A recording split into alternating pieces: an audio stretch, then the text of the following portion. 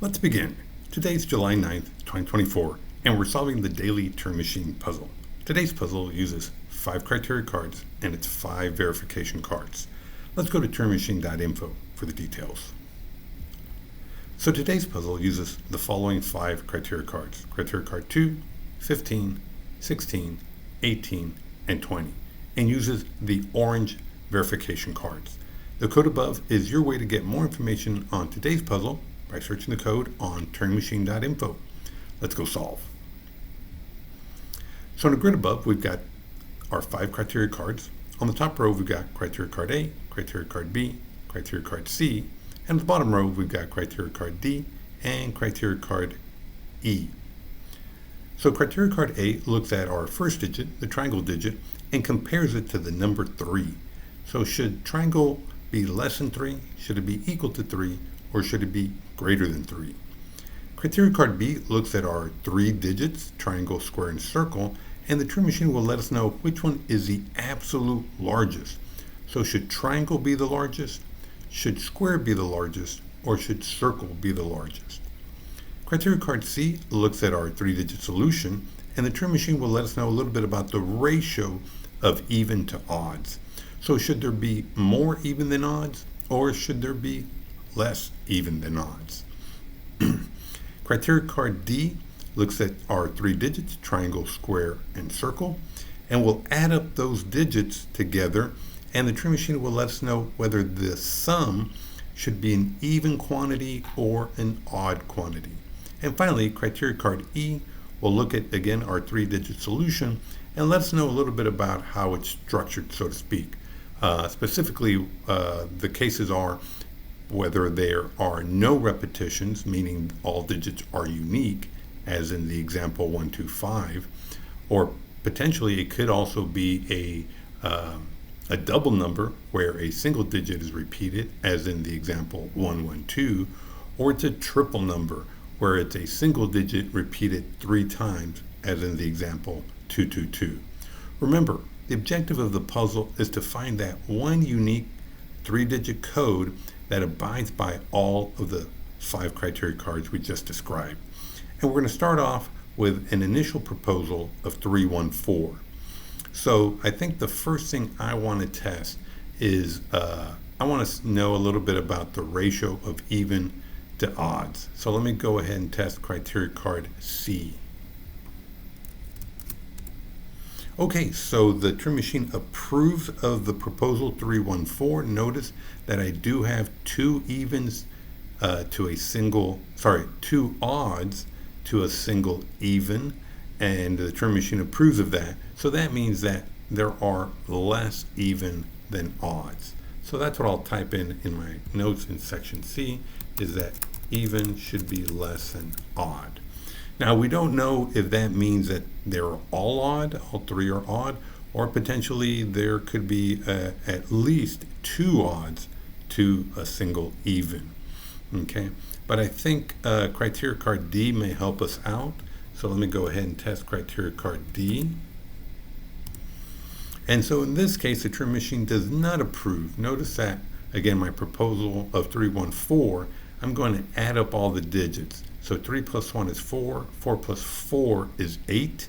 That is an even quantity, but the Turing machine does not approve of that. So what it's telling me is that the sum should indeed be odd. So let me go ahead and type that up, that the sum of triangle, square,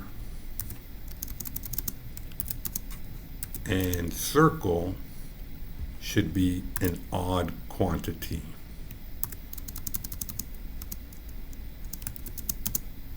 And so what that tells us is that we are looking at a solution that has all odds, because again, we know that at least we need 2 odds to comply with criteria card C, there being more odds. And if you add 2 odds, you get an even.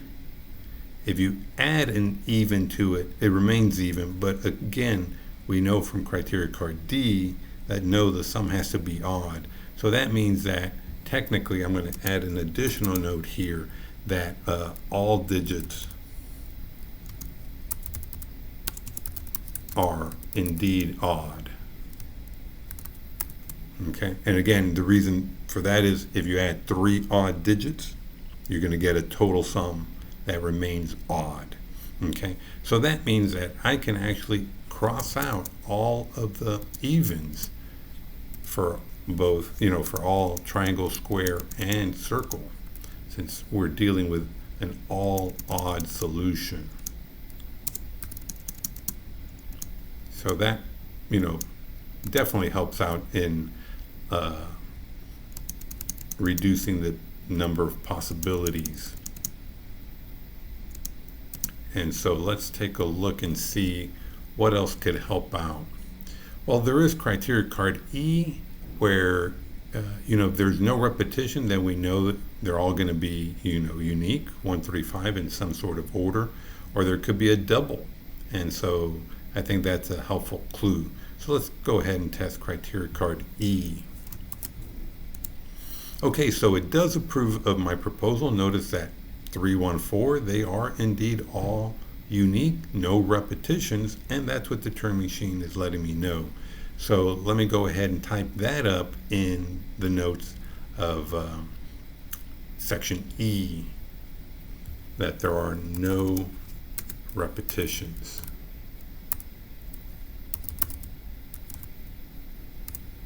Okay, no repetition. So again, that means that they are all unique.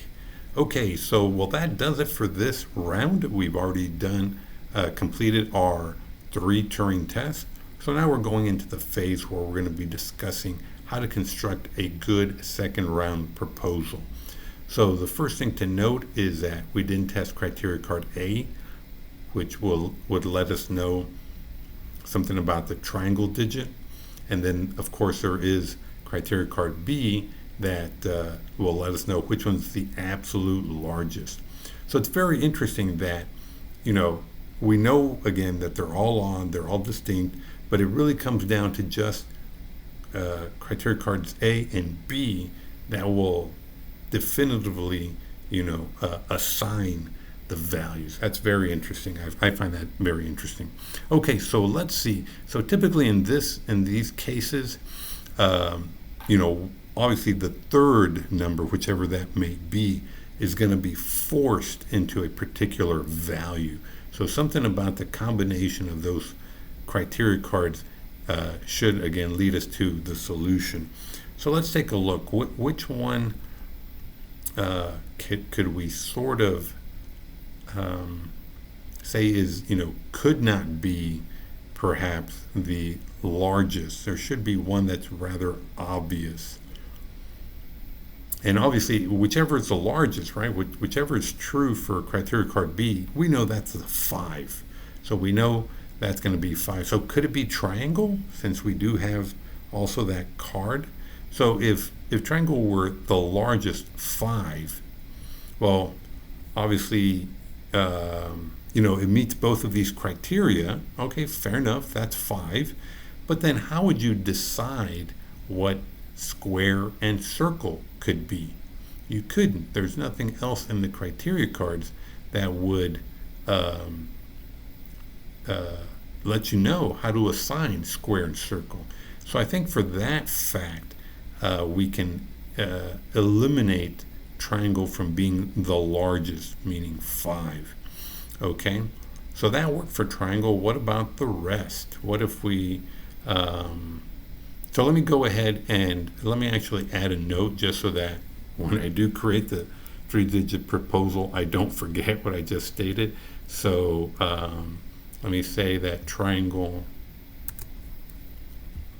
I'll say deduce,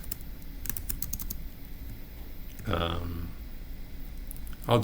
me write it like this: largest is either square or circle. So it can't be, the largest cannot be triangle. Okay, so let's see, what if we did the same? What if we said, hey, let's let square be the largest. Well, we do have triangle that, we would then say, okay, it's either less than 3 or equal to 3, and then circle could be, again, the third one. And I think we can say likewise the same for circle. If circle were the largest, you'd still use triangle to define what it is, and therefore and then getting that solution. So I think at this point it's really a 50-50. So let me just add one additional note that I think we can also say that triangle is either less than 3 or equal to 3. It can't be greater than 3. We know it would be odd. That would be the 5. That must be the largest. But again, that would not help us to assign values for square and circle. So I'm going to put in, and I apologize, I think I should have put this note in B. So instead of erasing all of that, let me just write the note for A in B and say that, again, I'm going to deduce that triangle is either less than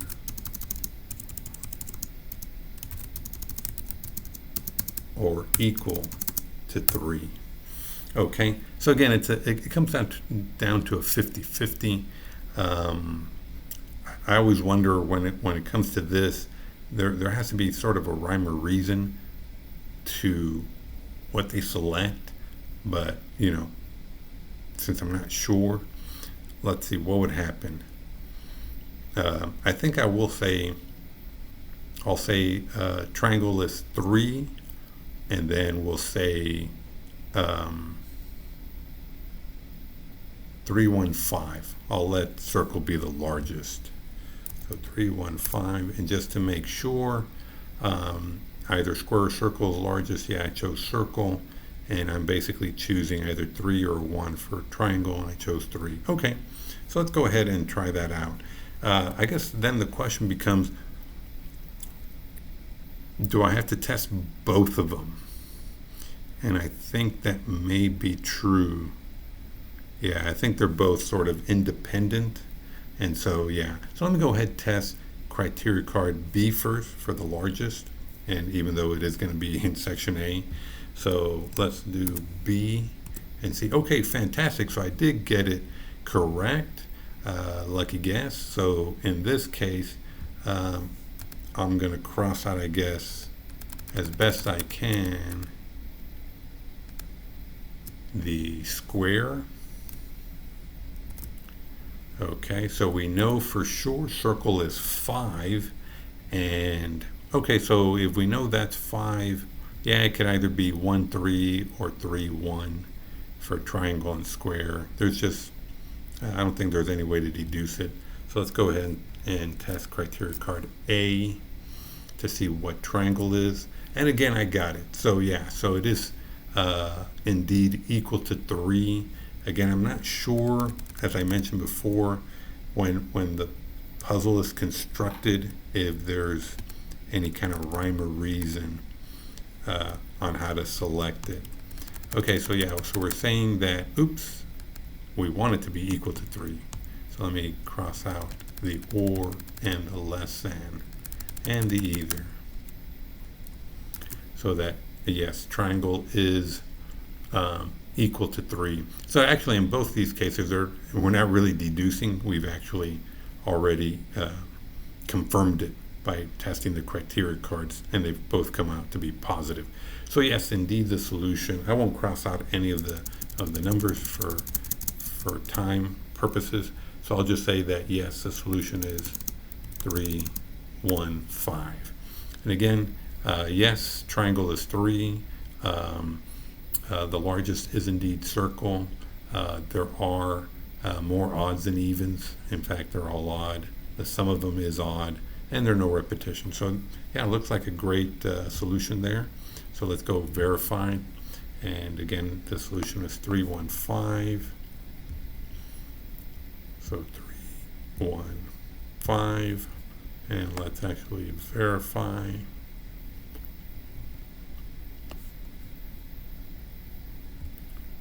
Yep, fantastic. And again, let's confirm with the Turing Machine to see how many tests it did it in.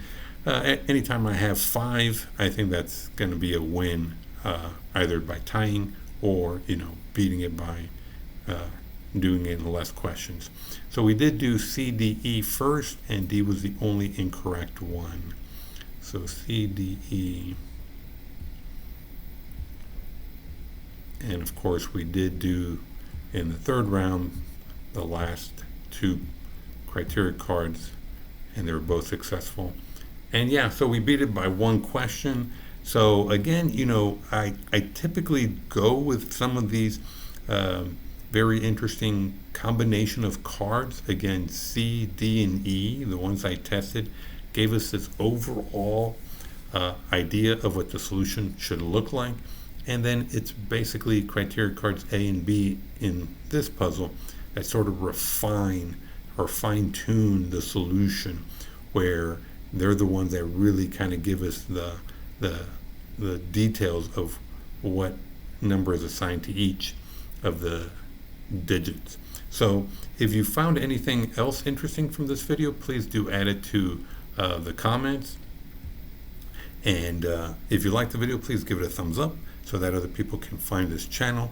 And if you don't want to miss out on any future videos, please do hit subscribe to be notified. Well, until the next time, have a great one.